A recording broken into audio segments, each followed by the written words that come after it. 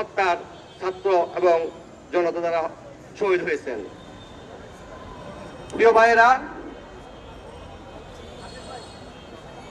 একটি ঘোষণাপত্র প্রকাশ করেছেন বর্তমান সরকার।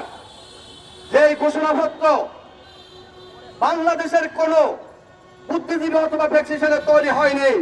আমরা এটা স্পষ্ট বলতে পারবো, এই ঘোষণাপত্র ভারতের ব্যক্তিশালে তৈরি করা হয়েছে। যদি এই ঘোষণাপত্র বাংলাদেশে তৈরি করা হতেন, তাহলে সর্বপ্রথম এই ঘোষণাপত্রে পিলখানার হত্যাকাণ্ড এবং 2013 সালে রাতের আধারে হাজার হাজার আলেম হত্যা করেছেন শাপলা চত্বরে, এই দুইটা বিষয় সর্বপ্রথম এটাতে সংযুক্ত থাকতেন। প্রিয় ভাইয়েরা, 2009 সালে পিলখানাতে একটা পরিকল্পিত হত্যাকাণ্ড ঘটেছিল। যেই হত্যাকাণ্ড তৎকালীন সরকার শেখ হাসিনা সহ তার দোসরেরা এই হত্যাকাণ্ড ঘটিয়ে 18,519 জন বিডিআর সদস্যকে তারা মিথ্যাভাবে চাকরিচ্যুত করেছেন এবং জাল জুলুমের অত্যাচার স্বীকার করেছেন। এবং এখনো পর্যন্ত আমাদের অনেক ভাই বিনা অপরাধে কারাগারে বন্দী অবস্থায় আছেন।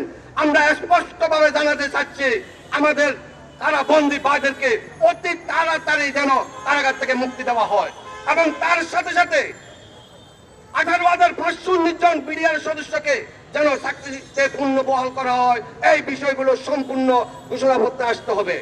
আর যদি এই বিষয়গুলো ঘোষণাপত্রে না আসেন, আমরা ঘোষণাপত্রের বিরোধিতা করতেছি না, আমরা ঘোষণাপত্রের সাথে আমাদের বিষয়গুলো সম্পূর্ণ সংযুক্ত করার জন্য অনুরোধ করছি। যদি সংযুক্ত করা না হয়, তাহলে এই ঘোষণাপত্র আমরা প্রত্যাখ্যান করবো বিডিআর কল্যাণ পরিষদের পক্ষ থেকে। প্রিয় ভাইয়েরা,